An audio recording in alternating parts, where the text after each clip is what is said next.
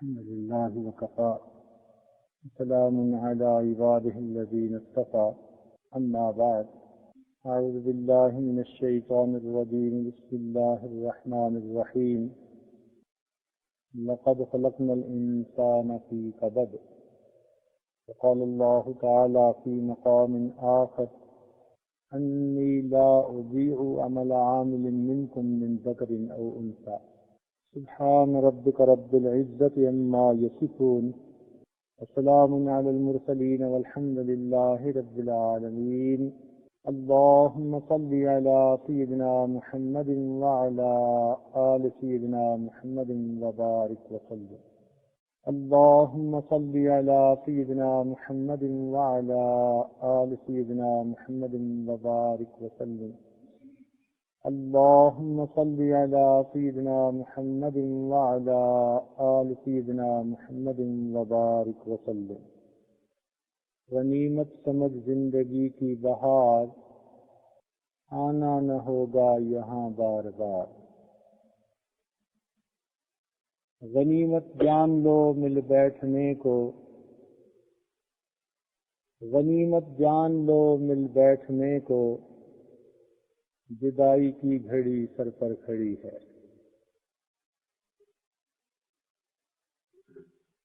ہمارے مشائخ نے ارشاد فرمایا الوقت سیف قاطع وقت ایک کاٹنے والی تلوار کی مانند ہے انسان ساری زندگی سمجھتا ہے وقت گزر رہا ہے وقت گزر رہا ہے وقت گزر رہا ہے اور موت کے وقت اسے پتہ چلتا ہے کہ وقت نے تو کیا گزرنا تھا میں ہی دنیا سے گزر گیا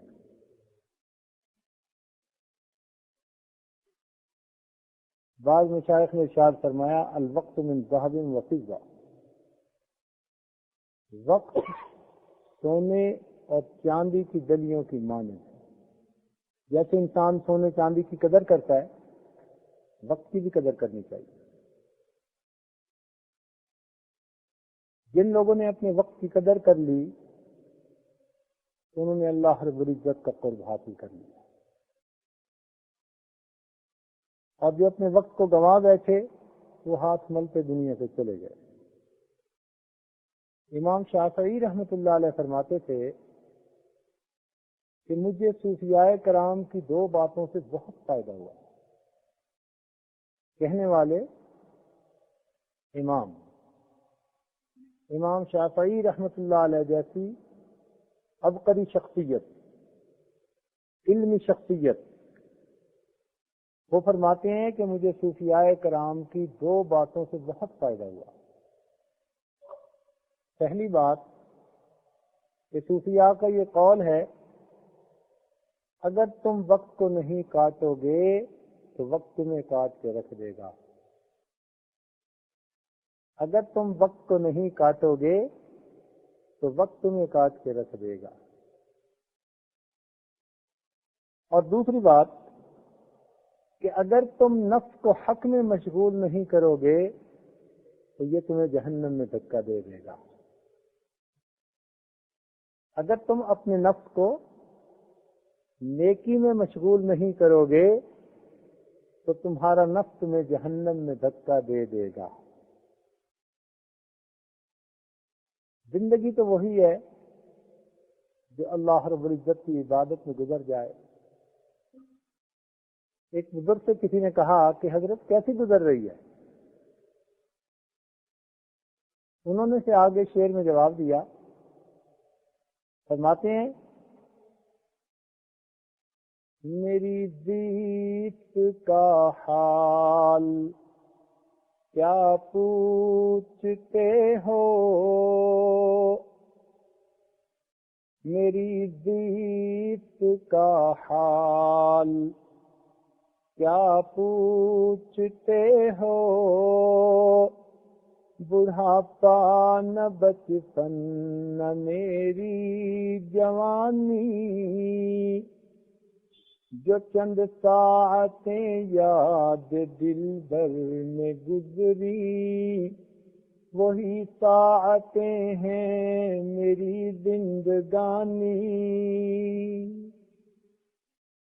بس جو وقت اللہ تعالیٰ کی یاد میں گزر گیا وہ تو زندگی ہے اور باقی سب کا سب شرمندگی.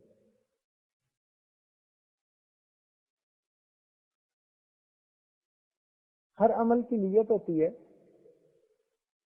چنانچہ نبی صلی اللہ علیہ وسلم نے ارشاد فرمایا انما الاعمال بالنیات، اعمال کا دار و مدار نیت کے اوپر ہے.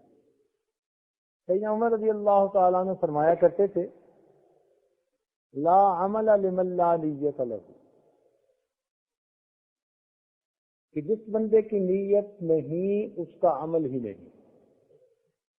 نیت ٹھیک ہوگی تو عمل ٹھیک ہوگا، اگر نیت ٹھیک نہیں ہوگی تو عمل ٹھیک نہیں ہوگا.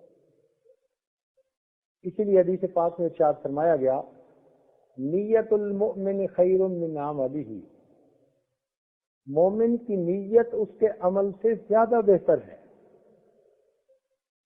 چنانچہ بخاری شریف میں روایت ہے کہ بنی اسرائیل میں قحط پڑا. ایک آدمی نے ریت کے ٹیلے کو دیکھ کر سوچا کہ اگر اتنا آٹا ہوتا میں غریبوں کو خرچ کر دیتا. پروردگار عالم نے اسی وقت فرشتے کو حکم دیا اتنا آٹا صدقہ کرنے کا اجر اس کے نام اعمال میں لکھ دیا جائے.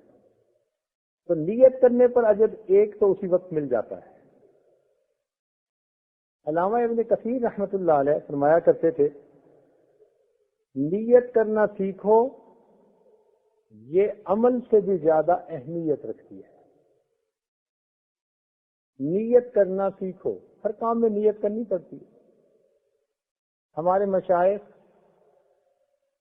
تربیت کے لیے خانقاہوں میں آنے والے لوگوں کو سب سے پہلے نیت سیکھنے کا سبق دیتے ہیں.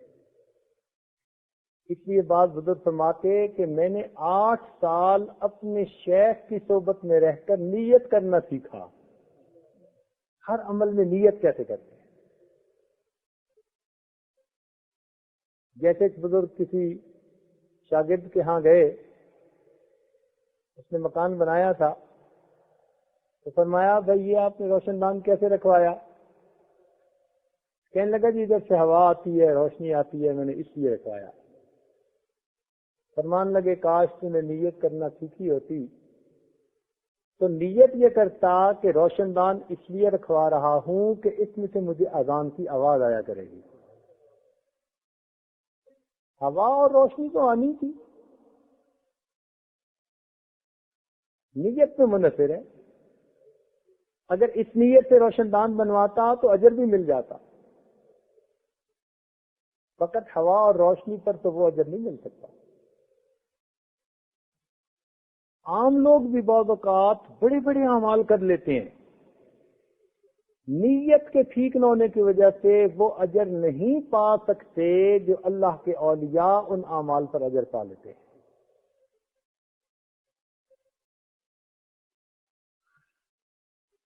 ایک عمل میں کئی نیتیں شامل ہو سکتی ہیں.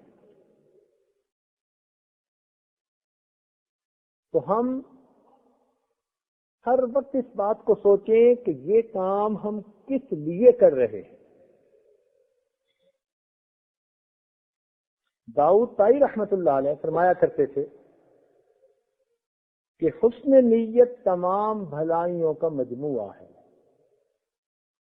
یہ اپنے وقت میں تقویٰ کے پہاڑ سمجھے جاتے تھے.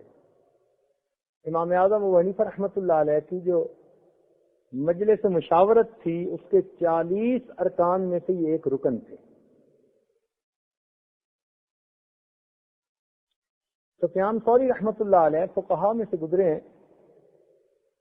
فرمایا کرتے تھے کہ نیت کی نگرانی کرتے رہا کرو کہ یہ وقت کے ساتھ عدلتی بدلتی رہتی ہے.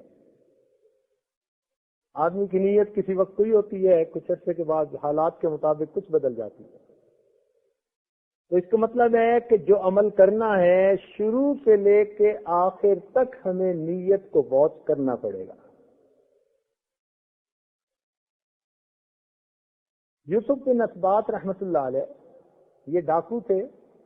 جنید بغدادی رحمت اللہ علیہ کی وجہ سے توبہ طائب ہوئے اور پھر اللہ تعالیٰ نے ان کو اولیاء کی صف میں ایک بن نمایاں مقام عطا کیا.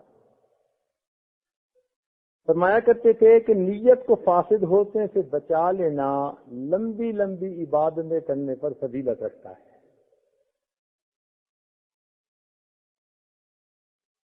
حضرت عبداللہ ابن مبارک رحمۃ اللہ علیہ محدثین میں ان کا نمایاں مقام ہے۔ محدثین میں جتنے تعریفی الفاظ اسماء الرجال کی کتب میں ان کے بارے میں کہے گئے ہیں، اتنا کسی دوسرے محدث کے بارے میں نہیں کہے گئے۔ وہ فرمایا کرتے تھے کہ معمولی اعمال حسن نیت کی وجہ سے عظیم الشان بن جاتے ہیں، جبکہ عظیم اعمال فساد نیت کی وجہ سے معمولی بن جایا کرتے ہیں۔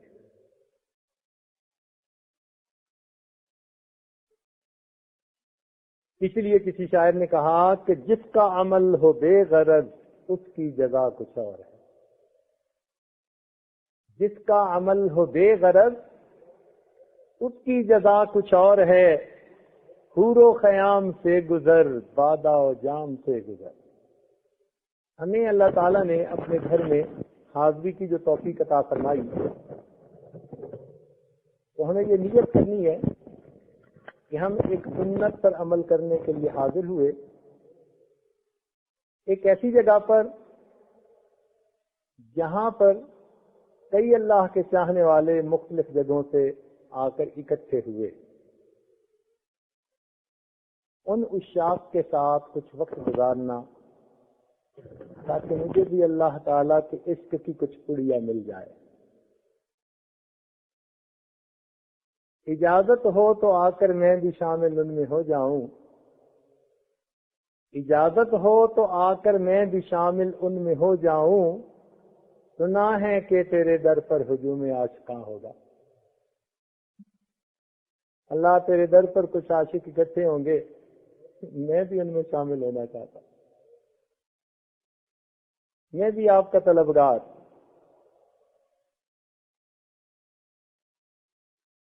عزیز دوستو، کسی کی نظر میں رہنا سیکھو۔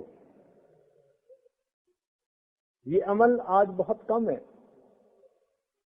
کہ کسی کی نظر میں رہ کے انسان کچھ وقت گزارے۔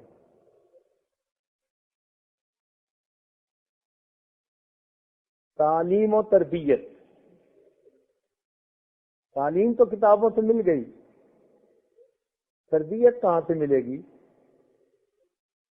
وہ کتابوں سے نہیں ملے گی،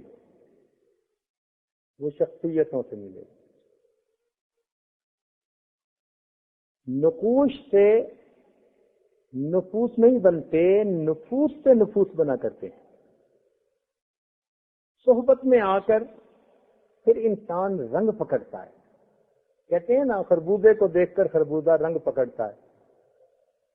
انسان جس طرح کی صحبت میں بیٹھے وہی رنگ اختیار کرتا ہے۔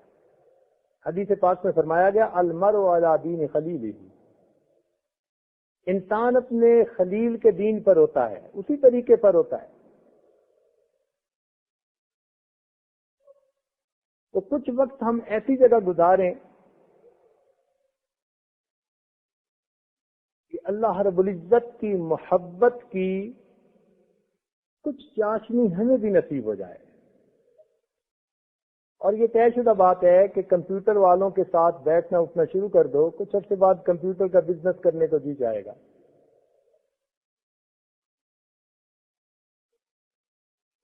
اسی طرح اللہ والوں کے ساتھ اگر بیٹھنا شروع کر دو تو پھر خود بخود اللہ رب العزت کی طلب پیدا ہوگی، اللہ والا بننے کو جی چاہے گا۔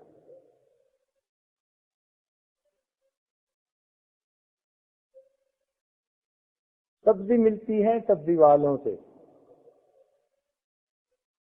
برف ملتی ہے برف والوں سے، کپڑا ملتا ہے کپڑے والوں سے، اور اللہ ملتا ہے اللہ والوں سے۔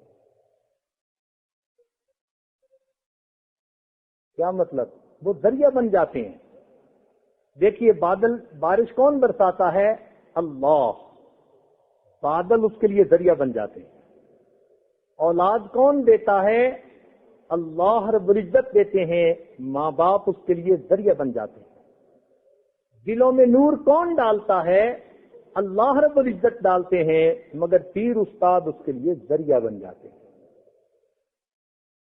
تو اس لیے ان محفلوں میں جب انسان آتا ہے تو اس کے دل میں اللہ رب العزت کی طرف سے نور ڈالا جاتا ہے۔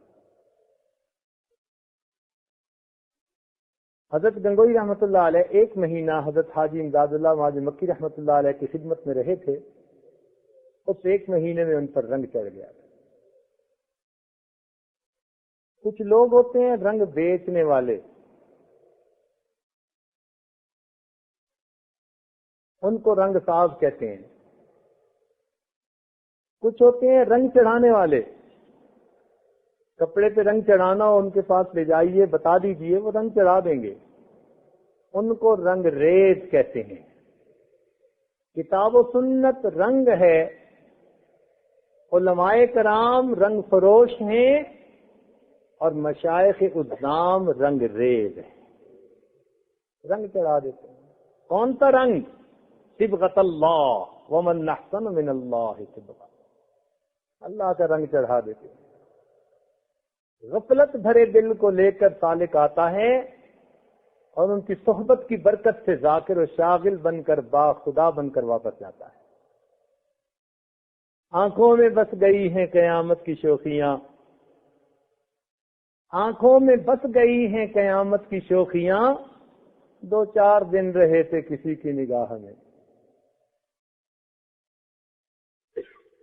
ہمارے علاقے میں ایک بزرگ گزرے ہیں، حضرت خواجہ عبداللہ دہلوی رحمۃ اللہ علیہ، ان کا درس تفسیر، دورہ تفسیر بڑا معروف تھا۔ رمضان مبارک میں سینکڑوں علماء ملک کے طول و عرض سے ان کے دورہ تفسیر میں شریک ہونے کے لیے حاضر ہوتے تھے۔ ان کے ایک تعلق والے عالم تھے، واقعہ خود سنانے لگے کہ میں اپنے شیخ کو ملنے کے لیے گیا، کچھ دیر کے بعد میں نے اجازت چاہی کہ حضرت واپسی ہے، کیونکہ درس ہے اور مدرسین کے لیے اسباق کا پڑھانا ضروری ہوتا ہے۔ میں نے کہا کہ حضرت مجھے اجازت دو، واپس جانا ہے۔ حضرت نے فرمایا بھئی یہ درس و تدریس تو ساری زندگی کا کام ہے، کچھ دن ہمارے پاس بھی گزار جاؤ۔ میرے دل میں خیال آیا کہ شیخ نے خود فرمایا ہے چلو میں 3 دن گزار لیتا ہوں۔ میں نے نیت کر لی۔ کہنے لگے 3 دن گزار کر جب واپس آیا، میرے دل کی کیفیت ایسی بن چکی تھی کہ آنے والے 3 سالوں میں ایک دن بھی تہجد کی نماز قضا نہ ہوئی۔ 3 دن کی برکت ہے۔ 3 دن گزارے اور 3 دن میں وہ روحانی فیض مل گیا کہ 3 سال تک تہجد کی نماز قضا نہیں ہوئی۔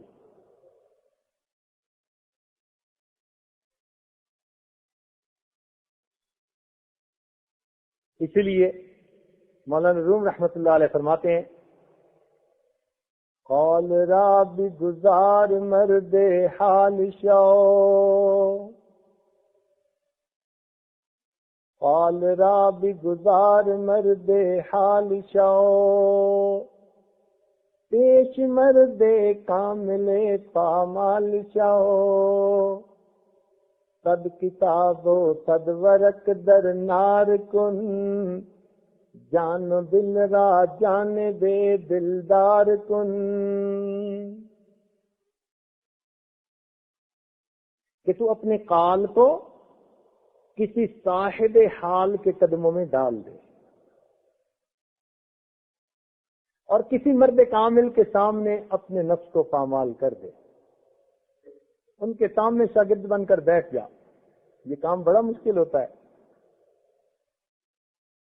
100 کتابیں 100 ورق بے شک تو آگ میں ڈال دے، مگر اپنے جان و دل کو اپنے رب کے حوالے کر دے۔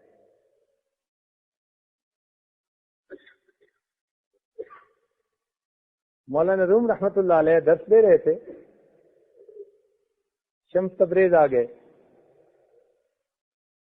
پوچھا مولانا یہ چیز یہ کیا ہے؟ کہنے لگے ای قالت، یہ قال ہے. انہوں نے کتاب پکڑی اور وضو خانے کا تالاب پاس تھا اور تالاب میں ڈال دی. اب مولانا بڑے گھبرائے کہ پرنٹنگ پریس تو تھے نہیں،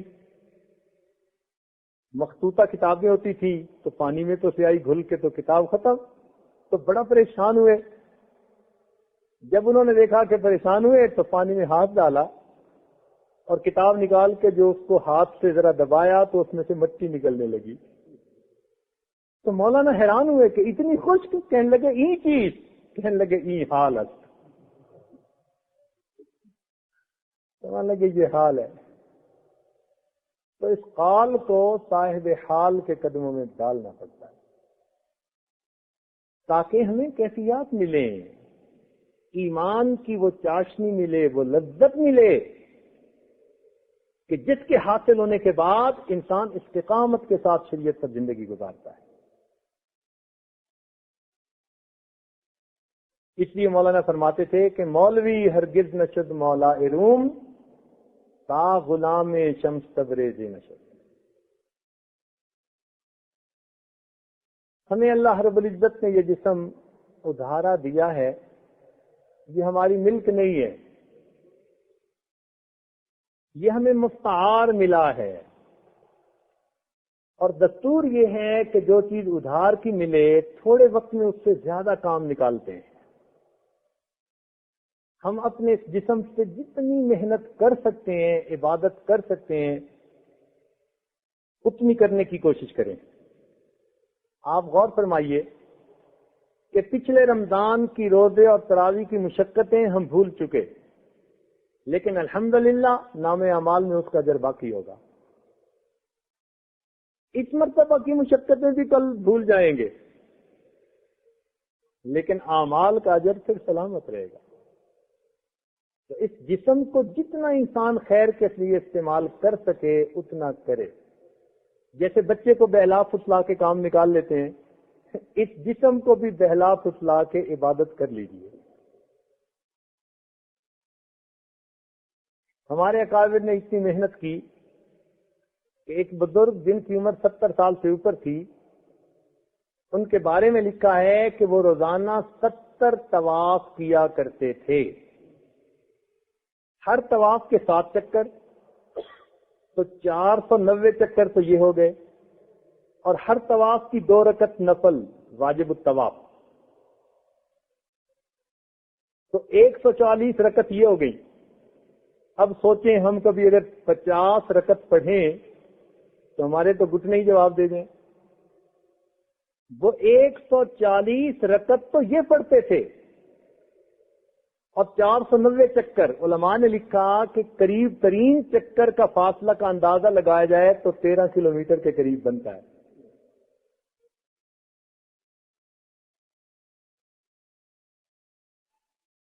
اور یہ ان کی زندگی کے اعمال میں سے ایک عمل تھا، باقی اعمال اس کے علاوہ. اس سے اندازہ لگائیے کہ ہمارے اکابرین نے کتنی کس کے محنت کی. چنانچہ عشاء کے وضو سے فجر کی نمازیں پڑھا کرتے تھے. امام اعظم رحمت اللہ علیہ کے بارے میں آتا ہے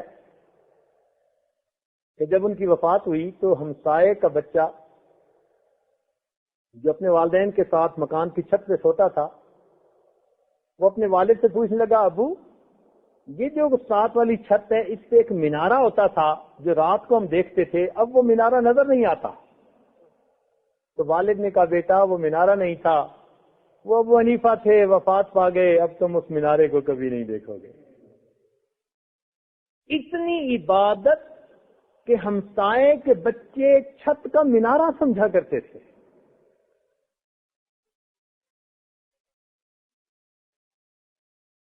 رابعہ بصریہ کے بارے میں کتابوں میں لکھا ہے کہ ایک آدمی دعا کے لیے حاضر ہوا، دیکھا کہ ظہر کی نماز پڑھ رہی ہے. کہنے لگا تھوڑی دیر بعد آؤں گا. اتنے میں اثر ہو گئی. جب اثر پڑھ کے آیا تو دیکھا کہ وہ اپنے وظائف میں بیٹھی ہیں. کہنے لگا فارغ ہو لیں. اتنے میں مغرب ہو گئی. اچھا مغرب کے بعد آؤں گا تو دیکھا وہ دین میں مصروف ہے. اس کے بعد عشاء کا وقت ہو گیا. عشاء کے بعد آؤں گا، دیکھا کہ انہوں نے 2 رکعت کی نیت باندھ لی اور قرآن کی تلاوت کرتے کرتے پوری رات گزار دی۔ فجر کا ہو گیا، وقت ہو گیا، کہنے لگے اچھا میں فجر کے بعد آؤں گا۔ فجر کے بعد آئے، دیکھا کہ اشراق پڑھ رہی ہے۔ اشراق کے بعد آئے تو بیٹھے بیٹھے ان کی آنکھ لگ گئی، اونگ آ گئی۔ تو جب یہ آیا اور اس کے پاؤں کی آہٹ ہوئی تو راویہ بصریہ اٹھ بیٹھی اور دعا کرنے لگی، اللہم انی اعوذ بک من عین لا تشبع من النوم، اے اللہ میں تیری پناہ مانگتی ہوں ایسی آنکھوں سے جو نیند سے بھرتی نہیں ہے۔ ساری رات عبادت میں گزار دی، بیٹھے بیٹھے اونگ آ گئی تو دعا مانگ رہی ہے، اے اللہ میں تیری پناہ مانگتی ہوں ایسی آنکھ سے جو نیند سے بھرتی نہیں ہے۔ ہمارا سونے کا کیا حال ہے؟ اتنا وقت کا خیال رکھا کہ ممشاد دنوری رحمت اللہ علیہ نے دیکھا ایک بزرگ کو کہ خشک ستو پھانک رہے ہیں، حضرت پانی ملا کے کھا لیں، آسانی ہوتی ہے۔ بھئی میں نے حساب لگایا، پانی ملا کے کھانے سے اتنا وقت زیادہ لگتا ہے کہ جس میں انسان 70 دفعہ سبحان اللہ پڑھ سکتا ہے، 20 سال سے خشک ستو پھانک لیتا ہوں، جو وقت بچتا ہے اس میں 70 مرتبہ سبحان اللہ پڑھ لیتا ہوں۔ ہم نے کبھی سوچا کہ ہم بھی اس طرح اپنا وقت زندگی کا بچا سکتے ہیں؟ امام راضی رحمت اللہ علیہ فرماتے تھے، واللہ انی اتعصب، اللہ کی قسم مجھے افسوس ہوتا ہے اس وقت پر جو میرا کھانے میں گزر جاتا ہے کہ اس وقت میں کتاب کا مطالعہ نہیں کر سکتا۔ کھانے کے وقت پر افسوس ہوتا تھا۔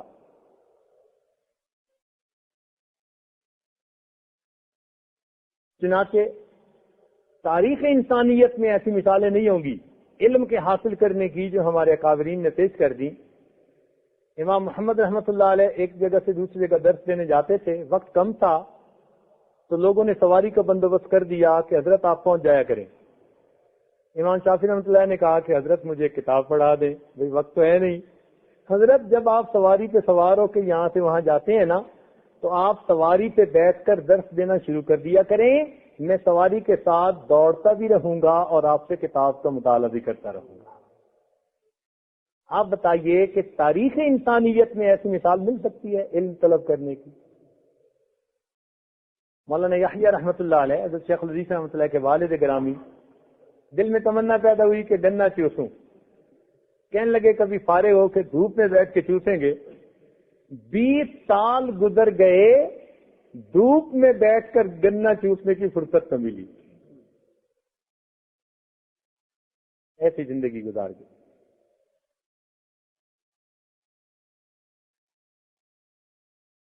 تو ہم اپنے وقت کی قدر کریں، اس لیے کہ اسی وقت کو ہم چاہیں تو سونا بنا سکتے ہیں اور اسی وقت کو ہم سونے میں گزار سکتے ہیں۔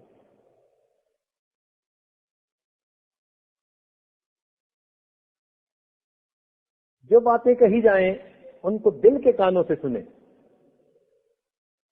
عام طور پر انسان ایک کان سے سنتا ہے، دوسرے سے نکال دیتا ہے، یا سن کے محسوس کرتا ہے کہ مجھے یاد ہو گئی اور 24 گھنٹے بھی یاد نہیں رہتی۔ ایسے احباب کے جو بات جلدی بھولتے ہوں، بہتر ہے کہ وہ کچھ کاغذ پہ ہنٹس لکھ لیا کریں، اور جن کو یاد رہتا ہے وہ بھی لکھ لیں تو زیادہ اچھا ہے، اس لیے کہ یہ مستقل اپنے پاس ایک ریکارڈ بن جاتا ہے، اور آدمی بعد میں کسی وقت اگر اس کا مطالعہ کرے تو محفل کی برکتیں پھر سے تازہ ہو جاتی ہیں۔ ہم نے اپنے مشائخ کی خدمت میں کتنے علماء کو یہ کام کرتے دیکھا، کاغذ قلم ان کے پاس، جب بھی کوئی بات شیخ سے سنتے اس کو قلم بند کرتے۔ یہ قلم بند کرنا ایک بہت اچھی عادت ہے۔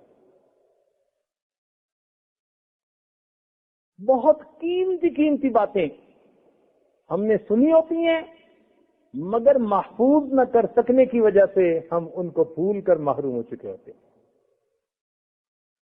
اور پھر یہ کتابیں، باتیں کچھ ایسی بھی ہوتی ہیں جو کتابوں سے نہیں ملتی، وہ سینوں سے سینوں میں منتقل ہوتی ہیں اور انسان کو سننے میں مل جاتی ہیں۔ یہ صحبتی علم ہوتا ہے۔ اور پھر اس کے کہنے والے بھی دنیا سے چلے جاتے ہیں.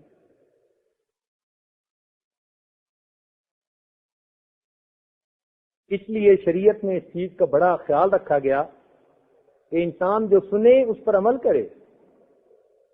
حیران ہوتے ہیں کہ نبی علیہ السلام نے صحابہ کرام سے بیعت لی، اسمعوا و اطیعوا، تم جو سنو گے اس کی اطاعت کرو گے. یہ اتنا اہم عمل ہے. اس لیے قرآن مجید میں ہے دعا سمعنا و اطعنا غفرانک ربنا و الیک المصیر. اور جنتی لوگوں کی صفت بتائی گئی، نیک لوگ الذین یستمعون القول فیتبعون احسنہ، وہ لوگ جو سنتے ہیں اچھے انداز سے اس پر عمل کرتے ہیں. اس لیے اللہ تعالیٰ ایک جگہ فرماتے ہیں ان فی ذلک لآیات لقوم یسمعون، اس میں نشانیاں ہیں ان لوگوں کے لیے جو سنتے ہیں. اس کا مطلب سب نہیں سنتے.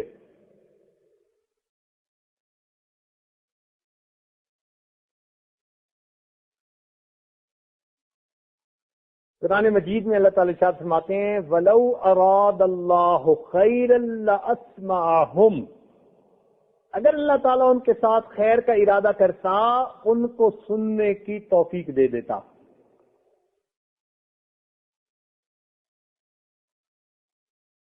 تو ہر بندہ نہیں سنتا.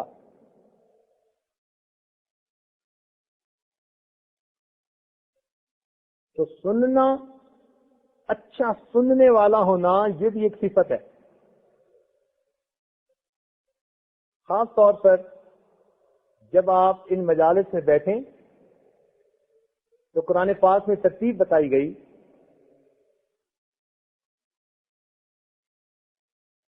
ان فی ذلک لذکری لمن کان لہ قلب. ان باتوں میں نصیحت ہے ان کے لیے جن کے اندر دل ہو، یعنی دل کو حاضر کر کے بیٹھیں. پہلی بات، دل میں طلب لے کے بیٹھیں. لمن کان لہ قلب، جن کے اندر دل ہو اور جن کے سینے میں تل ہو، پھر نہیں فائدہ ہوتا. دل ہو، طلب ہو. او القسمہ، ہمتن گوش ہو کر بیٹھیں. وہ شہید، حاضر باش ہو کر بیٹھیں. تو جو اس طرح طالب صادق حاضر باش ہو کر بیٹھتے ہیں پھر اللہ رب العزت ان کو سن کر عمل کرنے کی توفیق عطا فرما دیتے ہیں. قیامت کے دن جو لوگ جہنم میں جائیں گے تو جہنم والے فرشتے ان سے پوچھیں گے کہ کیا تمہارے پاس کوئی سمجھانے والا نہیں آیا تھا؟ وہ کہیں گے آئے تو تھے. لو کنا نسمع او نعقل ما کنا فی اصحاب السعیر. اے کاش اگر ہم سنتے اور ہمارے اندر عقل ہوتی تو ہم پھر جہنم والوں میں سے نہ بنتے. اس کا مطلب ہے کہ جہنم میں کون جائیں گے؟ جو سنتے نہیں یا پھر اس کو عقل سے محفوظ نہیں کرتے، سمجھنے کی کوشش نہیں کرتے. اس لیے اس عاجز نے عرض کیا کہ سنیے اور دل کے کانوں سے سنیے. کبھی کبھی ضمیر کی آواز بھی سنا کریں. ایک تو یہ آواز ہے نا جو ممبر و محراب سے آپ سن رہے ہیں، ایک آواز ہے جو ہماری اندر کی مسجد سے ہمیں سنائی دیتی ہے. ادھر بھی تو مسجد ہے نا.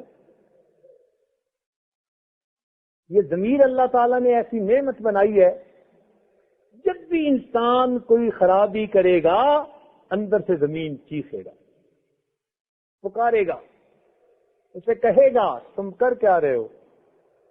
لیکن انسان اتنا بہرا ہو جاتا ہے کہ ضمیر کی آواز سننا ہی چھوڑ دیتا.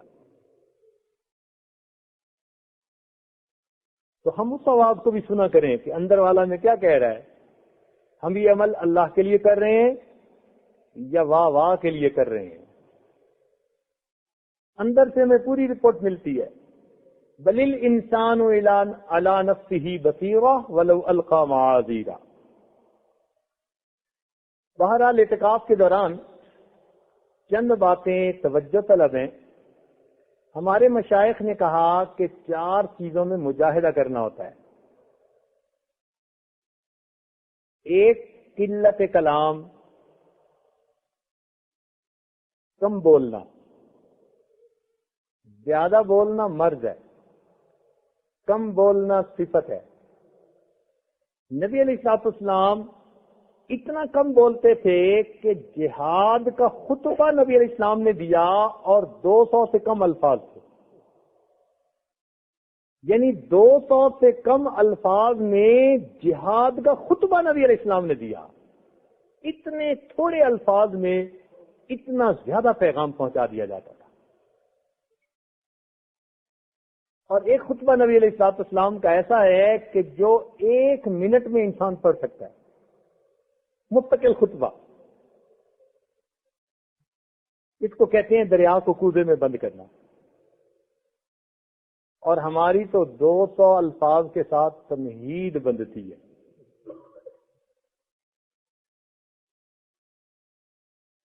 تو قلت کلام، جیسے حضرت مولانا اثر کے بعد فرما رہے تھے کہ بھئی ایک دوسرے سے بات چیت کرنا بند کر دیجئے. بہت ہی کوئی ضرورت ہو تو پھر کلام کیجئے، وہ بھی آہستہ آواز کے ساتھ. کہہ رہا ہے شور دریا سے سمندر کا سکوت. کہہ رہا ہے شور دریا سے سمندر کا سکوت. جتنا جس کا ظرف ہے اتنا ہی وہ خاموش ہے. حضرت خواجہ باقی باللہ رحمۃ اللہ علیہ ہمارے سلسلہ کے ایک بزرگ گزرے، خاموش طبع تھے، بہت کم بولتے تھے. کسی نے ایک مرتبہ کہا کہ حضرت کچھ وعظ و نصیحت کریں، فائدہ ہوتا ہے لوگوں کو. حضرت نے آگے سے جواب دیا کہ بھائی جس نے ہماری خاموشی سے کچھ نہیں پایا وہ ہماری باتوں سے بھی کچھ نہیں پائے گا. جس نے ہماری خاموشی سے کچھ نہیں پایا وہ ہماری باتوں سے بھی کچھ نہیں پائے گا. یہ وہ مجاہدہ ہے جو خانقاہی ماحول میں کرنا پڑتا ہے. ہوتا یہ ہے کہ جب انسان ذرا کم بولتا ہے نا، پھر اس کے اپنے اندر علوم و معارف بڑھتے ہیں. تو قلت کلام یہ پہلا مجاہدہ. دوسرا ہے قلت طعام. قلت طعام کا کیا مطلب؟ کہ ضرورت کے مطابق کھائے.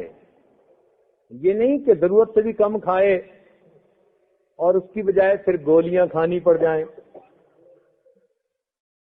ضرورت کے مطابق کھائے، اسراف نہ کرے کھانے میں.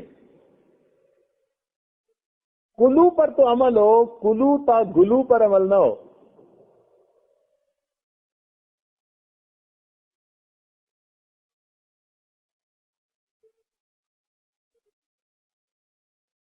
تو ضرورت کے مطابق کھانا، اتنا نہ کھائے کہ کھانے کے بعد پھر بے اختیار پڑ جائے. ایک بزرگ فرماتے تھے کہ کچھ لوگ ہیں جو زندہ رہنے کے لیے کھاتے ہیں اور کچھ ایسے ہیں جو زندہ ہی کھانے کے لیے ہیں.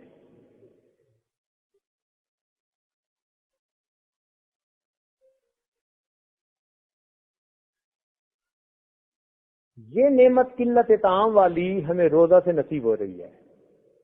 آج کل روزہ رکھتے ہیں نا تو قلت طعام پر خود بخود عمل ہو رہا ہے.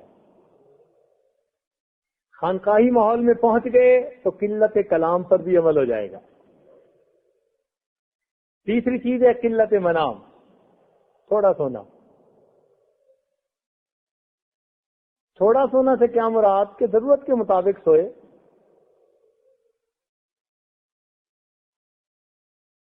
گھوڑے بیچ کے سونے کی اجازت نہیں. اور یہ طے شدہ بات ہے کہ جو انسان ڈٹ کے کھائے گا وہ جم کے سوئے گا.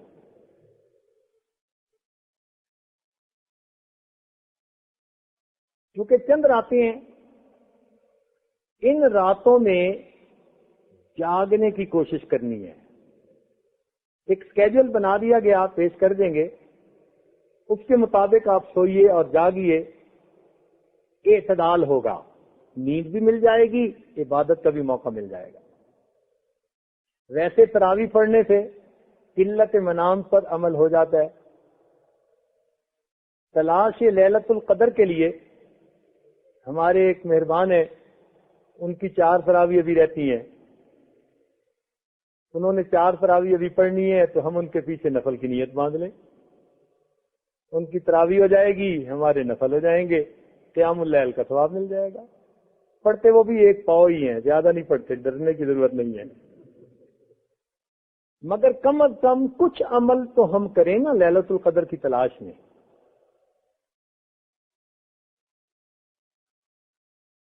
جب نیند آئے نا اور آنکھیں نیند کو ترسیں تو وہ خوش ہونے کا وقت ہوتا ہے۔ کیوں؟ اللہ تعالیٰ قرآن مجید میں فرماتے ہیں فَلَا تَعْلَمُ نَفْسٌ مَّا أُخْفِيَ لَهُم مِّن قُرَّةِ أَعْيُنٍ، کوئی جی نہیں جانتا کہ ہم نے ان نیکوکاروں کی آنکھوں کی ٹھنڈک کے لیے کیا تیار کر رکھا ہے۔ اب یہاں ایک سوال پیدا ہوتا ہے کہ دل کی ٹھنڈک کیوں نہیں کہا، کہ ہم نے ان کے دلوں کی تسکین کے لیے کیا تیار کر رکھا ہے، ہم نے ان کی دل کی ٹھنڈک کے لیے کیا تیار کر رکھا ہے؟ نہیں، قرآن مجید میں فرمایا ہم نے ان کی آنکھوں کی ٹھنڈک کے لیے کیا تیار کر رکھا ہے۔ تو مفسرین نے اس کا جواب لکھا کہ جو لوگ راتوں کو جاگیں گے، کیونکہ رات کو جاگنے سے آنکھیں نیند کو ترستی ہیں، اللہ تعالیٰ قیامت کے دن اپنا دیدار عطا کر کے وہ لذت دیں گے کہ جن کو دیکھ کے آنکھوں کو ٹھنڈک مل جائے گی۔ اس لیے اگر آنکھیں نیند کو ترسیں تو خوش ہوں کہ الحمدللہ ایک وقت آئے گا کہ ان آنکھوں کی اس نیند کی کمی کی لاج رکھی جائے گی اور ان کو تسکین عطا کی جائے گی۔ تو قلت منام تراویح سے اور قیام اللیل سے انشاءاللہ اس پر بھی عمل ہو جائے گا۔ اس کے بعد رہ گیا قلت اختلاط مال انام، لوگوں کے ساتھ تھوڑا اختلاط کرنا۔ جو لوگ اعتکاف میں بیٹھ چکے ان کو اس پر عمل نصیب ہو گیا۔ اب اعتکاف میں بیٹھے ہیں تو مسجد سے باہر جا کے ہر بندے سے مل نہیں سکتے، مسجد میں آنے والوں سے ملنے کی اجازت ہے۔ کیا مطلب کہ ہم مشرب سے ملو، ہر ایک سے ملنے کی اجازت نہیں ہے، تو اس پر عمل بھی نصیب ہو گیا۔ تو الحمدللہ کہ جو دوست احباب اعتکاف کی نیت سے مسجد میں تشریف لے آئے ان کو مجاہدے کی ان 4 قسموں پر عمل کی توفیق نصیب ہو گئی۔ رمضان مبارک میں ہم نے صبر سیکھنا ہے، اس کو شہر الصبر حدیث پاک میں کہا گیا، صبر سیکھنے کا مہینہ۔ روزہ صبر سکھاتا ہے اور لذات گناہوں کے کرنے کا سبب بنتی ہیں۔ روزے سے ہمیں ایک سبق ملتا ہے کہ جب روزے دار آدمی اللہ رب العزت کے حکم پر حلال چیزوں کو چھوڑ سکتا ہے تو پھر حرام چیزوں کو چھوڑنا تو بہت آسان معلوم ہوتا ہے۔ یعنی کھانا پینا جماع یہ حلال تھا بندے کے لیے، مگر رمضان مبارک میں دن میں ان کو چھوڑ دیا۔ مقصد کیا کہ اے پروردگار اگر میں حلال چیزوں کو آپ کے اشارے پر چھوڑ سکتا ہوں تو پھر حرام کو تو میں بہت آسانی کے ساتھ چھوڑ سکتا ہوں۔ تو ہم نے یہ سبق سیکھنا ہے تاکہ بقیہ پورا سال ہم حرام سے بچنے کی کوشش کریں۔ یہ مہینہ بڑا عجیب ہے، ڈٹ کے گزار لیں گے نا تو یہ پچھلے گناہوں کی مغفرت ہو جائے گی۔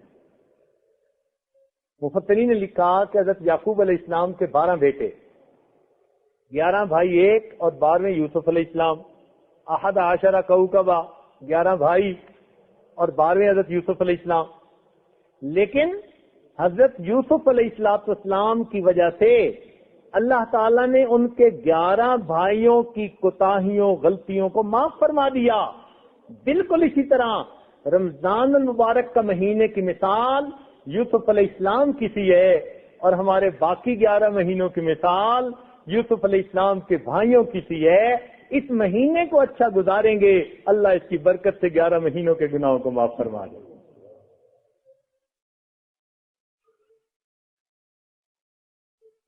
اس لیے ہم نے مسجد میں رہ کر اپنے نفس کی مخالفت کرنی ہے. دل چاہے گا بولیں، حالات حاضرہ.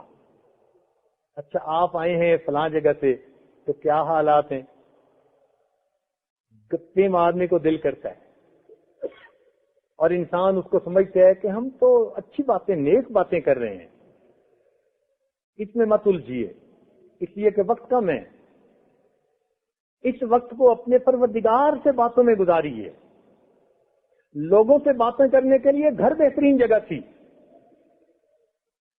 اب جس کے گھر میں آ بیٹھے ہیں، حق بنتا ہے اسی سے باتیں کریں. اس لیے جتنا وقت ملے تلاوت قرآن میں خرچ کیجیے. تلاوت قرآن پاک کرنے والا بندہ اپنے پروردگار کے ساتھ ہم کلامی کر رہا ہوتا ہے.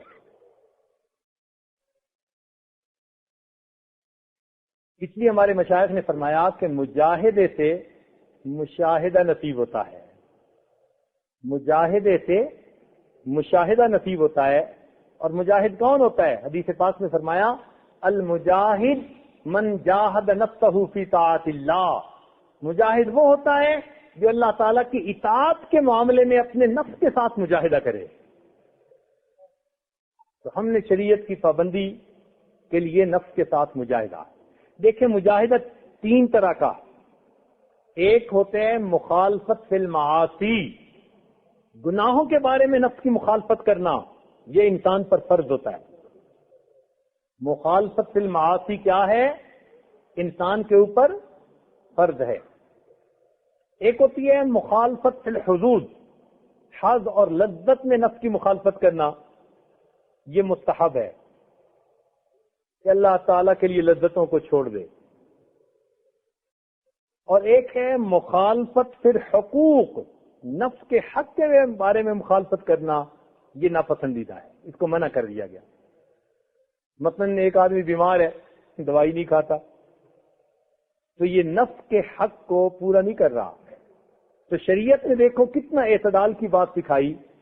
حقوق ہیں نفس کے تو مخالفت کو منع کر دیا.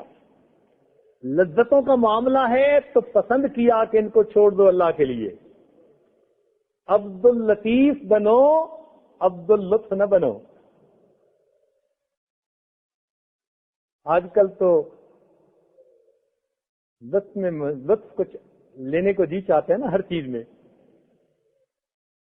اور تو اور اذکار بھی تھوڑے دن کرتے ہیں نا تو پھر کہتے ہیں جی لطف نہیں آ رہا. بھئی یہ اللہ کا کرم تھوڑا ہے کہ اس میں بیٹھنے کی توفیق عطا فرما دی.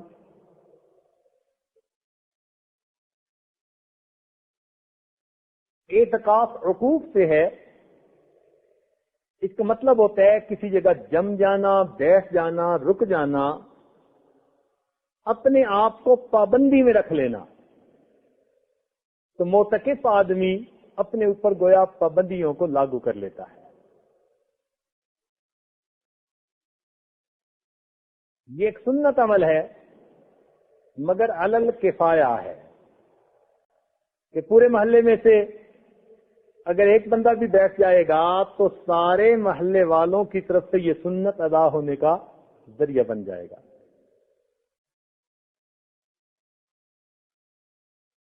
دیکھیے اعتکاف میں اختلاط میں اعتدال سکھایا. مسجد میں آنے والوں سے تو ملاقات کر سکتے ہو لیکن باہر جا کر لوگوں سے ملاقات نہیں کر سکتے. پھر اور زیادہ اعتدال دیکھیے کہ اعتکاف والے کو رات میں کلو وشربو پر تو عمل کا حکم دیا مگر پابندی لگا دی ولا تباشروہن، بیویوں کے ساتھ ملاقات کی اجازت نہیں. وجہ کیا ہے کہ کلو وشربو کا تعلق ضرورت کے ساتھ ہے اور ضرورت کی حد ہوتی ہے، اور بیوی کے ساتھ اختلاط کا تعلق لذت کے ساتھ ہے، شہوت کے ساتھ ہے، اور شہوت کی کوئی حد نہیں ہوتی.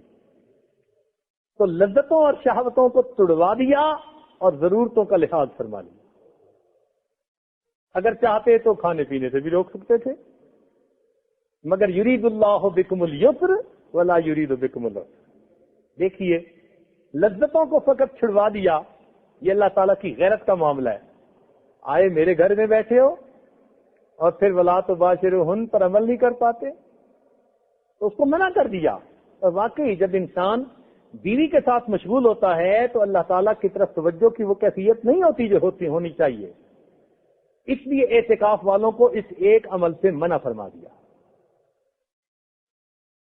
مسجد میں اعتکاف بیٹھنے کے لیے حکم فرمایا، گھر میں بھی فرما سکتے تھے، ویرانوں میں بھی کہہ سکتے تھے.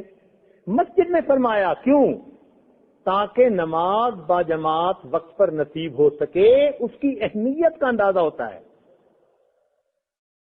اور یہ بھی پتہ چلتا ہے کہ انسان جماعت کے ساتھ مل کر تو کچھ حیثیت رکھتا ہے، اکیلا ہو کر کوئی حیثیت نہیں رکھتا. تو نماز باجماعت کی پابندی، اگر گھر میں اعتکاف کا حکم دیتے تو نماز باجماعت کیسے ملتی؟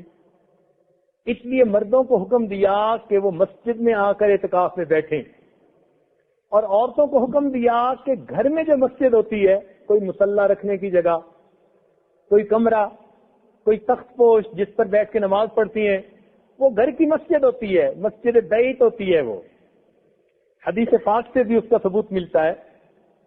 چنانچہ ایک حدیث پاک ہے، نبی علیہ الصلوۃ والسلام نے فرمایا ما اجتمع قوم فی بیت من بیوت اللہ یتدارسون القرآن، کہ کوئی قوم اللہ کے گھروں میں سے کسی گھر میں اکٹھی نہیں ہوتی جہاں قرآن پڑھایا جاتا ہو. حضرت احمد ثانوی رحمۃ اللہ فرماتے ہیں کہ اس حدیث پاک سے یہ معلوم ہوتا ہے کہ مسجدیں تو اللہ کے گھر ہیں ہی صحیح، حدیث پاک کے مطابق جہاں قرآن پڑھایا جاتا ہے اللہ تعالیٰ ان کو بھی بیت اللہ میں شامل فرما رہے ہیں. یہ بھی بیت اللہ ہے، بیت من بیوت اللہ. تو معلوم ہوا کہ گھر کا وہ تخت پوش، وہ مصلی جہاں عورتیں قرآن پڑھتی ہیں، نماز پڑھتی ہیں، وہ ان کے لیے مسجد کا حکم ہے، گھر کی مسجد ہے وہ. لہذا عورتوں کو کہا کہ تم گھر کی مسجد میں اعتکاف بیٹھو، اور مردوں کو کہا کہ تم محلے کی مسجد میں اعتکاف میں بیٹھو. اجر دونوں کو برابر ملے گا.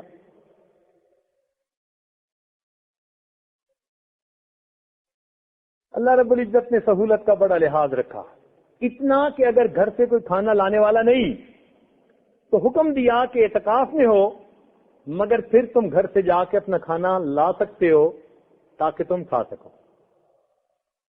یہاں سے ایک مسئلہ اور بھی واضح ہوا کہ شریعت نے سوال سے منع فرما دیا.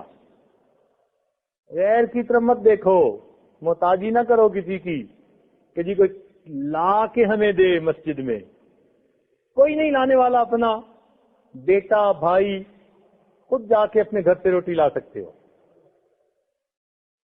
تو سوال کو ناپسند کیا، اور یہی امام اعظم ابو حنیفہ رحمۃ اللہ علیہ کا ذوق تھا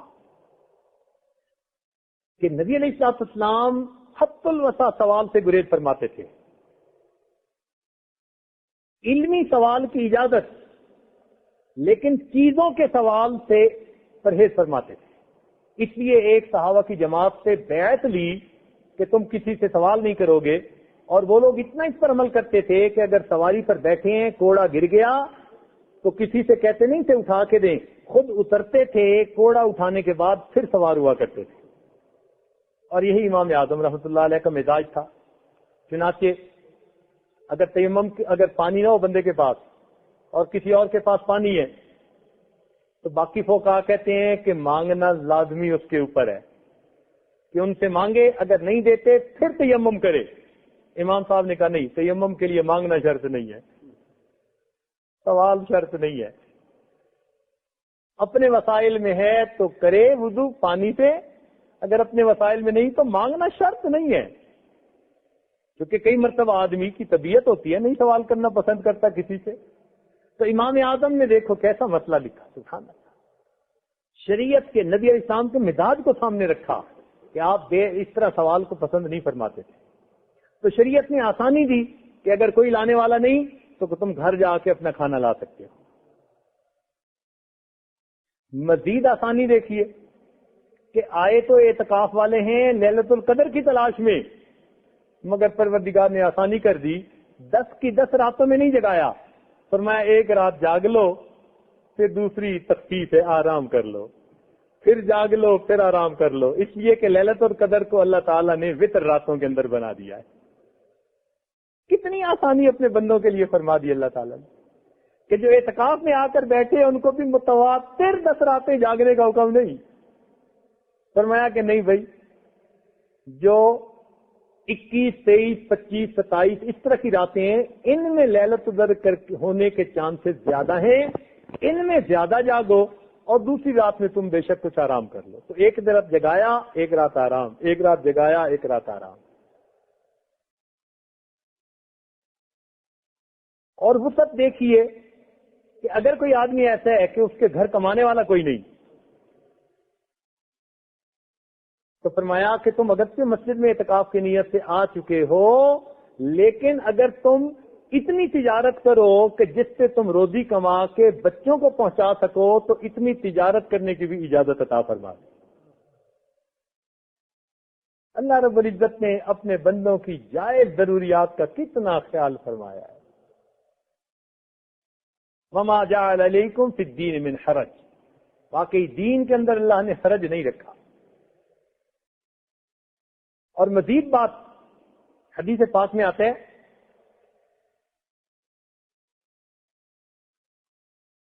کہ جو اعتکاف میں بیٹھنے والا ہوتا ہے، وَيُجْزَى لَهُ مِنَ الْحَسَنَاتِ كَعَامِلِ الْحَسَنَاتِ، مسجد میں اعتکاف بیٹھنے کی وجہ سے وہ نیکیاں جو وہ پہلے کرتا تھا اب نہیں کر پاتا، بن کیے اللہ اس کے نام اعمال میں وہ نیکیاں لکھوا دیتے ہیں۔ مثلا یہ اعتکاف میں ہے، ایک آدمی کوئی فوت ہو گیا، اب محلے والوں نے جنازہ پڑھا، اگر یہ نہ اعتکاف میں ہوتا تو یہ بھی جنازہ پڑھتا، چونکہ اعتکاف میں ہے اور پڑھنے کی عادت تھی، بن پڑھے اللہ اس کے نام اعمال میں اجر لکھوائیں گے۔ کوئی بیمار ہے، اگر یہ اعتکاف میں نہ ہوتا تو عیادت کے لیے جاتا، اب اعتکاف میں ہے نہیں جا پا رہا، بن گئے اللہ تعالیٰ اس کا اجر لکھوائیں گے۔ تو کتنی سہولت کہ وہ نیکیاں جو اعتکاف میں نہ ہونے کی حالت میں یہ کیا کرتا تھا، اب اعتکاف کی وجہ سے نہیں کر پا رہا، اللہ تعالیٰ بن کیے وہ نیکیاں اس کے نام اعمال میں لکھوا دیتے۔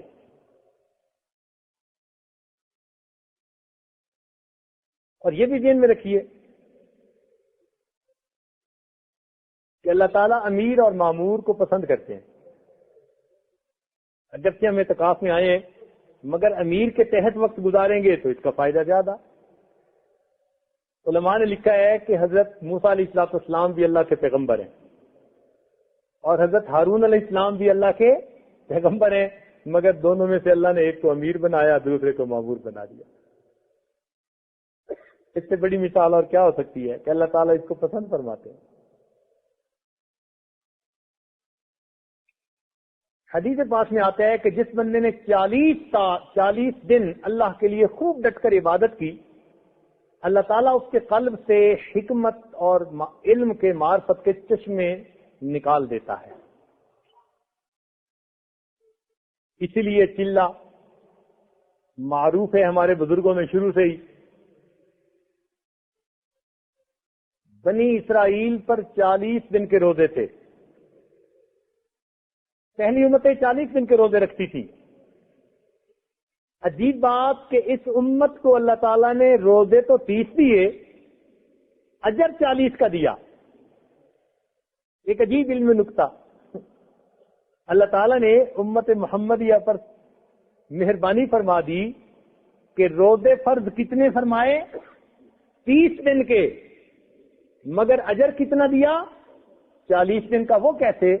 وہ ایسے کہ آخری 10 دنوں میں جو اعتکاف کو سنت بنا دیا، اعتکاف والے کیونکہ دن میں بھی معتکف ہوتے ہیں، رات کو بھی معتکف ہوتے ہیں، ان کی رات کے دنوں کو رات کو بھی شامل کر کے 30 دن تو یہ ہو گئے، یعنی 20 دن ہو گئے رمضان کے، اور 10 دن کے دن اور راتیں ان کو علیحدہ علیحدہ گنے تو 20 دنوں کے برابر وہ گئی۔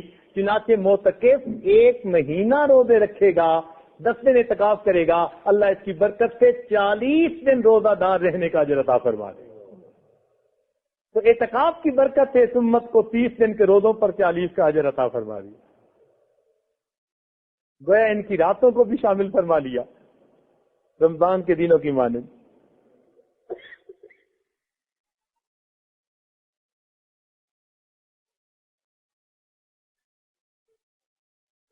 حضرت مولانا نے فرمایا کرتے تھے حاسبو قبل ان تحاسبو، تم اپنا محاسبہ کرو اس سے پہلے کہ تمہارا محاسبہ کیا جائے۔ یہ اپنا محاسبہ کرنے کا بہترین وقت ہے کہ ہمیں چند دن مل گئے، اس میں ہم ذرا اپنے آپ پر نظر دوڑائیں۔ ایک والد تھے، وہ اپنے بیٹے کو کہتے تھے بیٹا تم جو کام بھی کرو مجھے رپورٹ دیا کرو، مجھے رپورٹ دیا کرو۔ وہ بیٹا چند دن تو ہر کام کی رپورٹ دیتا رہا، چند دن کے بعد تنگ آ کے کہنے لگا کہ ابو ایک مصیبت ہے، ہر کام چھوٹا بڑا آپ کو آ کے رپورٹ کرنا۔ والد کہنے لگے بیٹا تجھے مشقت میں ڈالنا مقصد نہیں تھا، اتنا سمجھانا مقصد تھا کہ جن کاموں کا حساب تم مجھے دینا مشکل سمجھ رہے ہو جب اللہ تعالیٰ کو دینا پڑے گا پھر تمہارا کیا بنے گا۔ بھائی اتنا سبق سکھانا تھا کہ اگر مجھے حساب دینا تمہیں اتنا مصیبت نظر آتا ہے تو پھر قیامت کے دن جب اللہ تعالیٰ کے سامنے حساب دو گے تو پھر تمہارا کیا بنے گا۔ دیکھیں ہمارے مشائخ اس طرح اپنے بچوں کی تربیت فرماتے تھے۔ ہم دوسروں کی اچھائیوں پہ نظر رکھیں، اپنی برائیوں پہ نظر رکھیں، اپنے عیبوں پر نظر تو عاجزی پیدا ہوگی، دوسروں کی اچھائیوں پہ نظر تو ان کے ساتھ حسن ظن پیدا ہوگا، اور تعدیل ارکان کے ساتھ نماز پڑھیں۔ یعنی ان دنوں میں جو نمازیں ہم پڑھیں نا تعدیل ارکان کے ساتھ تسلی کی رکعتیں پڑھیں، بس یہ سمجھیں کہ اللہ تعالیٰ نے موقع تو عطا فرمائی دیا، کیا بھاگی دوڑی کی نمازیں۔ تو ان دنوں میں تسلی کی چند رکعت پڑھنے کی کوشش فرمائیں اور اپنے نامے اعمال میں تسلی کی چند رکعتیں پڑھنا لکھوا جائیں سکون کے ساتھ۔ اسی لیے پہلے سالوں میں تہجد صبح پہلے ہوتی تھی، کھانا بعد میں ہوتا تھا، اور کئیوں کو فکر لگی رہتی تھی کہ پتہ نہیں سحری ملے گی یا نہیں ملے گی، تو ہم نے اس سال اپنا معمول بدل کے سحری پہلے کر دی کہ اطمینان سے کھانا کھائیں پھر تسلی سے نماز پڑھیں، کیونکہ جب سحری کر لی اب تو اور کرنے کا کام کوئی نہیں، تو ہم نے کہا کہ چلو تسلی کی چند رکعتیں مل جائیں، اطمینان کی نمازیں ادا کرنے کی کوشش فرمائیں، نماز میں دھیان جمانے کی مشق فرمائیں۔ ان دنوں میں یہ وقت اللہ تعالیٰ نے عطا فرما دیا ہے، ایسا بہترین وقت ہمیں معلوم نہیں زندگی میں پھر کب ملے گا۔ کب تک ہم بے ذوق سجدے کریں گے اور بے سرور نمازیں پڑھیں گے، اور اگر کوشش کے باوجود بھی ایسی نماز نصیب نہیں ہوتی تو پھر اللہ تعالیٰ سے رو کے مانگیں، رو کے مانگیں الہی مجھ پہ کرم کر بڑے عذاب میں ہوں، الہی مجھ پہ کرم کر بڑے عذاب میں ہوں کہ تیرے سامنے بیٹھا ہوں اور حجاب میں ہوں۔ اللہ کے سامنے بیٹھ کے بھی حجاب میں ہیں، اور رونے کی کیا بات اس سے بڑی ہو سکتی۔ اب آخر میں 2 باتیں چھوٹی چھوٹی توجہ طلب ہیں۔ آپ کا اعتکاف میں آ کر بیٹھ جانا عمل کی قبولیت کی دلیل ہے۔ آپ کا اعتکاف میں آ کر بیٹھ جانا اس عمل کی قبولیت کی دلیل ہے۔ وہ کیسے؟ وہ ایسے کہ جو سخی ہوتا ہے نا وہ اپنے در پر آئے ہوئے کو خالی بھیجنا پسند نہیں کرتا۔ تو اگر دنیا کے سخی اپنے در پہ آئے ہوئے کو خالی بھیجنا پسند نہیں کرتے تو سخیوں کے پروردگار اپنے در پہ آئے ہوئے کو خالی کیسے بھیجیں گے؟ اگر وہ نہ دینا چاہتے ہوتے تو کوئی نہ کوئی وجہ بن جاتی کوئی گھر کا بیمار ہوتا، کوئی کام نکل آتا، کوئی مسئلہ بن جاتا، نہ پہنچ پاتے۔ اللہ تعالیٰ کے لیے بڑا آسان تھا کہ جس کو نہیں دینا اس کو اپنے در پہ آنے ہی نہ دے۔ ویسے بھی بندوں کا بھی دستور ہے کہ جس کو پسند کرتے ہیں گھر کے دروازے کے قریب اسے دیکھنا ہی پسند نہیں کرتے۔ گھر میں بلانا تو دور کی بات ہوتی ہے، گھر میں اسی کو بلاتے ہیں کہ جس سے ان کو محبت ہوتی ہے، پیار ہوتا ہے، اپنا سمجھتے ہیں۔ اللہ تعالیٰ نے اپنے گھر آ کر بیٹھنے کی جو توفیق دی، یہ آ جانا اور بیٹھ جانا ہی عمل کی قبولیت کی دلیل ہے۔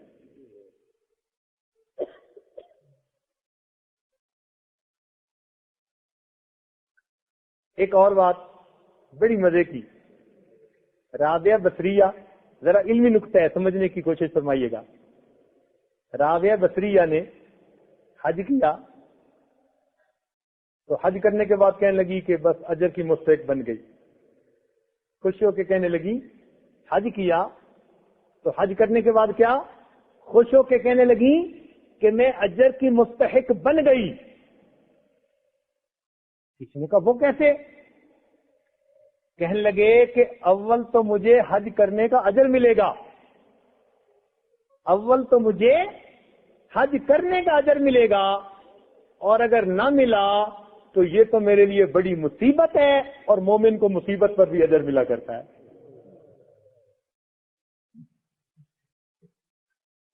اول تو مجھے حج کرنے پر اجر ملے گا، اور اگر نہ ملا تو میرے لیے یہ بڑی مصیبت ہے، اور مصیبت پر مومن کو اجر ملا کرتا ہے۔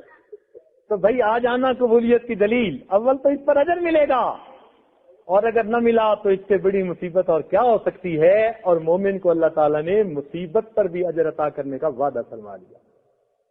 تو ملے گا، پکا ملے گا۔ اور ایک بات اور بھی سن لیجئے کہ جو انسان دنیا میں اللہ رب العزت کے ساتھ دوستی کرنے کی کوشش کرے گا، اللہ تعالیٰ قیامت کے دن اسے دشمنوں کی صفوں میں کبھی کھڑا نہیں فرمائے گا۔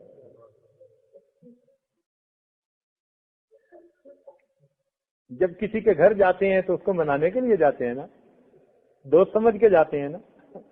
تو جو اعتکاف میں آ کر بیٹھے ہیں یا اعتکاف والوں کے محفلوں میں شامل ہونے کے لیے مقامی حضرات آ جاتے ہیں، وہ بھی اس اجر میں شریک ہو جاتے ہیں۔ ہم رجال اللہ یشقا جلیسہم، حدیث پاک سے ثابت ہوتا ہے کہ کچھ ایسے لوگ ہوتے ہیں، جماعت کے مجمع ہوتے ہیں کہ ان کے پاس بیٹھنے والا بھی بدبخت نہیں ہوتا، اس کو بھی اجر ملتا ہے۔ تو اس لیے اللہ رب العزت سے اجر کی پکی امید رکھیے۔ ہم نے دنیا میں بہت دوستیاں بنائی، کیا نتیجہ پایا؟ بس اب یہ سمجھیں کہ ہم یہاں اس لیے آئے ہیں کہ اب ہم اللہ تعالیٰ سے اپنا دوستی کا تعلق بنانا چاہتے ہیں۔ فکر دنیا کر کے دیکھی، فکر عقبہ کر کے دیکھ، فکر دنیا کر کے دیکھی، فکر عقبہ کر کے دیکھ، چھوڑ کر اب فکر سارے ذکر مولا کر کے دیکھ۔ فکر دنیا کر کے دیکھی، فکر عقبہ کر کے دیکھ، چھوڑ کر اب فکر سارے ذکر مولا کر کے دیکھ۔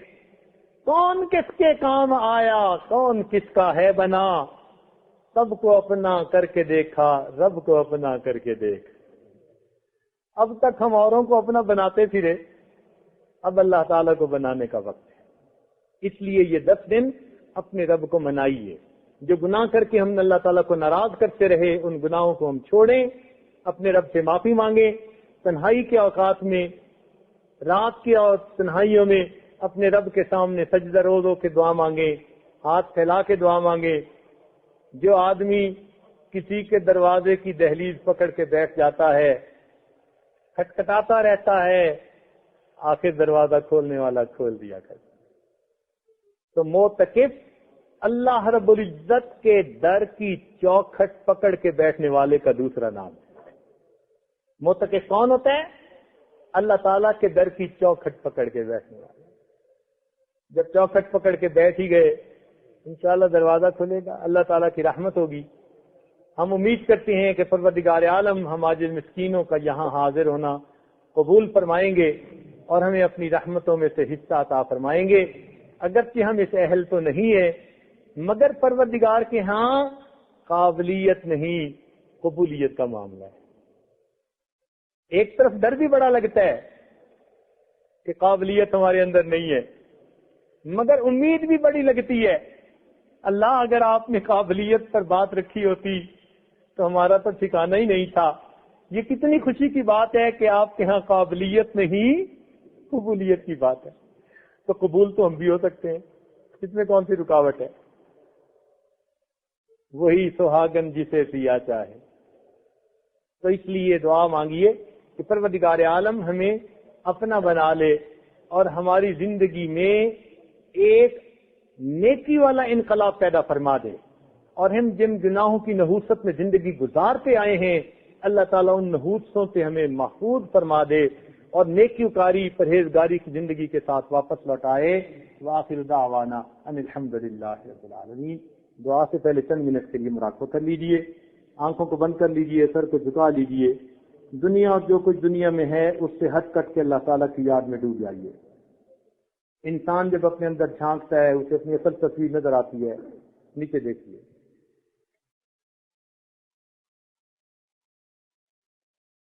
اللہ کو اپنا بنا لو، اللہ کو اپنا بنا لو، اللہ کو اپنا بنا لو. یہ زندگی ایک مہلت ہے، روٹے ہوئے رب کو منا لو، اللہ کو اپنا بنا لو، اللہ کو اپنا بنا لو، اللہ کو اپنا بنا لو، اللہ کو اپنا بنا لو. اب سب رشتوں کو چھوڑو، اللہ سے رشتہ جوڑو. اب سب رشتوں کو چھوڑو، اللہ سے رشتہ جوڑو. ہر غیر سے اب ہٹ کٹ کے اللہ سے لو لگا لو، اللہ کو اپنا بنا لو، اللہ کو اپنا بنا لو، اللہ کو اپنا بنا لو، اللہ کو اپنا بنا لو.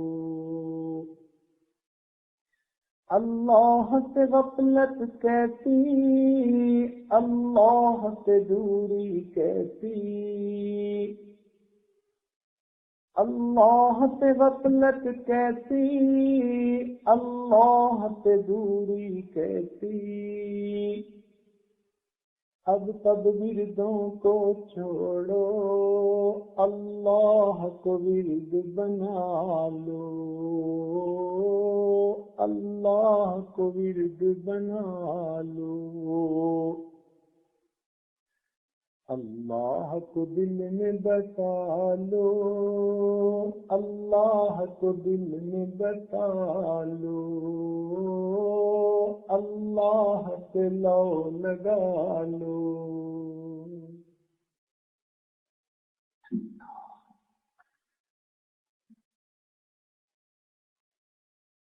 لا الہ الا اللہ محمد رسول اللہ. دعا کیجیے. سبحان ربی العلی الوهاب. اللهم صل على سيدنا محمد وعلى آل سيدنا محمد وبارك وسلم. ربنا ظلمنا انفسنا وان لم تغفر لنا وترحمنا لنكونن من الخاسرين. اے مالک، ہم آپ کے عاجز مسکین بندے ہیں، ہمارے گناہوں کو معاف فرما، ہماری خطاؤں سے درگزر فرما، ہمارے عیبوں کی پردہ فرما. اے مالک، ہمارا یہاں حاضر ہونا قبول فرما. اے اللہ، ہم بگڑے ہوئے ہیں، ہماری اصلاح فرما. غفلت میں پڑے ہوئے ہیں، حضوری نصیب فرما. میرے مولا، ہم بکھرے ہوئے ہیں، ہمیں جمعیت نصیب فرما. اللہ ہم دنیا کے متوالے بنے پھرتے ہیں، ہمیں اپنا عاشق و صادق بنا۔ رب کریم ہمارے ساتھ رحمت کا معاملہ فرما، ہمارے دلوں کو ذاکر بنا، ہمیں اپنی محبت کی چاشنی نصیب فرما۔ اے اللہ ہمیں مقام احسان والی نمازیں نصیب فرما۔ اللہ عمر بڑھتی جا رہی ہے، وقت گزرتا جا رہا ہے، ہم کب تک غفلت کی نمازیں پڑھتے پھریں گے؟ اے مالک قرآن پڑھتے ہیں، حلاوت محسوس نہیں ہوتی۔ رب کریم تیرے در پر آ کر بیٹھے ہیں، تیرے در کے سائل ہیں، اے مالک رحمت فرما دیجئے، ہمیں ایمان حقیقی کی حلاوت نصیب کر دیجئے۔ رب کریم تلاوت کی لذت عطا فرما دیجئے، رات کے آخری پہر کے مناجات کی لذت نصیب کر دیجئے۔ رب کریم ہمیں مقام احسان والی نماز سے پڑھنے کی توفیق عطا فرما دیجئے۔ رب کریم ہمارے ساتھ درگزر کا معاملہ فرمائیے۔ اے اللہ ہم نے اب تک جتنے بھی گناہ کیے سچی توبہ کرتے ہیں، میرے مالک توبہ قبول فرما لیجیے۔ آئندہ ہم چاہیں نہ چاہیں پیشانی کے بالوں سے پکڑ کے ہمیں نیکی کرنے کی توفیق عطا فرما دیجیے۔ اے اللہ ہمیں رعایت کے ساتھ آداب کے ساتھ اعتکاف کا وقت گزارنے کی توفیق عطا فرما دیجیے۔ رب کریم ہمیں نفس و شیطان کے مکر و فریب سے بچا لیجیے۔ رب کریم ہماری ان دعاؤں کو اپنی رحمت سے قبول فرمائیے، جو کچھ سنا گیا اس پر عمل کی توفیق عطا فرمائیے، اور اس کے بدلے ہمیں اپنی رضا، اپنی لقاء، اپنا مشاہدہ عطا فرما دیجیے۔ ربنا تقبل منا انك انت السميع العليم وتب علينا انك انت التواب الرحيم۔ صلی اللہ تعالی علی حبیبہ